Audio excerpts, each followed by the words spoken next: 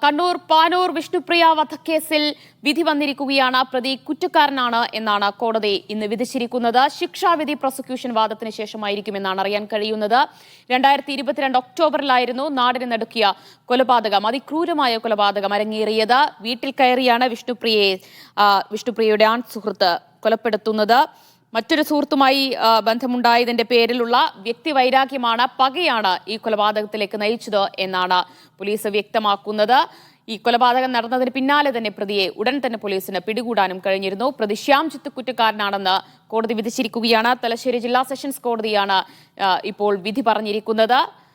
ഏറെ കോളിളക്കം സൃഷ്ടിച്ച കൊലക്കേസായിരുന്നു കണ്ണൂർ പാനൂരിലെ വിഷ്ണുപ്രിയ കൊലക്കേസിൽ പ്രതി ശ്യാംജിത്ത് കുറ്റക്കാരനാണെന്ന് കോടതി വിധിക്കുകയാണ്. ശിക്ഷാവിധി പ്രോസിക്യൂഷൻ വാദത്തിന് ശേഷമായിരിക്കും. 2022 ഒക്ടോബർ 22-നാണ് നാടിനെ നടുക്കിയ വിഷ്ണുപ്രിയ കൊലപാതകം അരങ്ങേറിയത്. ഇപ്പോൾ കോടതി വിധി പറഞ്ഞിരിക്കുന്നു. പ്രതി ശ്യാംജിത്ത് കുറ്റക്കാരനാണെന്ന് കോടതി വിധി പറഞ്ഞിരിക്കുന്നു.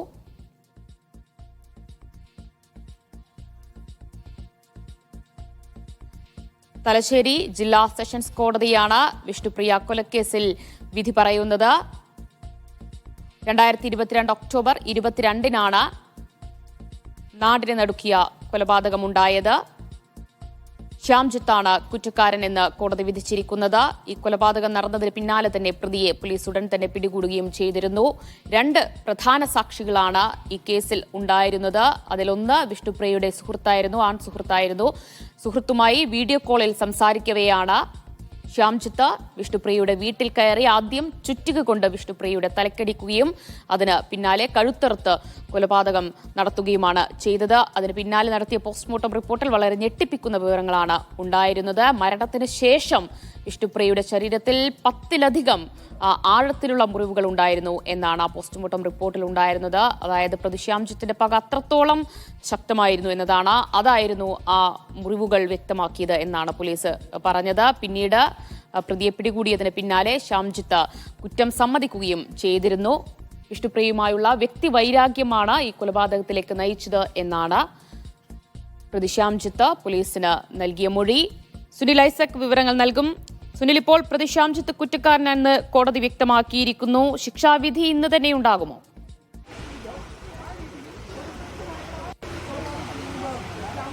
ദിവ്യ, അത് അങ്ങനെയാണ് പ്രതീക്ഷിക്കുന്നത്. എന്തായാലും ഈ കേസുമായി ബന്ധപ്പെട്ടുകൊണ്ട് ഏറ്റവും നിർണായകമായ ഒരു കണ്ടെത്തൽ കോടതിയുടെ ഭാഗത്തു നിന്ന് ഉണ്ടായിരിക്കുന്നു. പ്രതി ശ്യാംജിത്ത് കുറ്റക്കാരനാണെന്ന് തലശ്ശേരി ജില്ലാ സെഷൻസ് കോടതി ഇപ്പോൾ വിധിച്ചിരിക്കുന്നു. അതുമാത്രമല്ല, അതിനുശേഷമുള്ള ചില പ്രൊസീജിയറുകളുണ്ട്, അതിലേക്ക് പോവേണ്ടതുണ്ട്.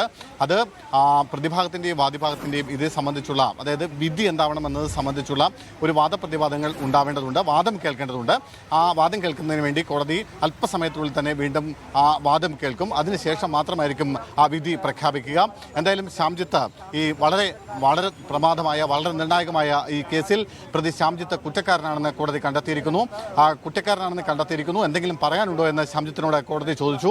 എന്നാൽ താൻ കുറ്റം ചെയ്തിട്ടില്ല എന്ന് മാത്രമാണ്, ഒരു വാക്ക് മാത്രമാണ് ശ്യാംജിത്ത് കോടതിയോട് പറഞ്ഞത്. അതിനുശേഷം കോടതി ഇരു ഭാഗത്തിൻ്റെയും വാദിഭാഗത്തിൻ്റെയും പ്രതിഭാഗത്തിൻ്റെയും പ്രോസിക്യൂഷൻ്റെയും വാദം കേൾക്കുന്നതിന് വേണ്ടി കേസ് അല്പസമയത്തേക്ക് മാറ്റിവെച്ചിരിക്കുന്നു. ഏതാണ്ട് ഒരു 10 മിനിറ്റിന് ശേഷം ഇരു ഭാഗത്തിൻ്റെയും വാദം കേൾക്കും. അതിനുശേഷം മാത്രമായിരിക്കും ശിക്ഷയുണ്ടാവുക. ഒരുപക്ഷെ അങ്ങനെയാണെങ്കിൽ ഉച്ചയ്ക്ക് ശേഷത്തേക്ക് ശിക്ഷാവിധി പ്രഖ്യാപിക്കുന്നത് മാറ്റിവെക്കാനുള്ള സാധ്യതയും പൂർണ്ണമായി നമുക്ക് തള്ളിക്കളയാനാവില്ല.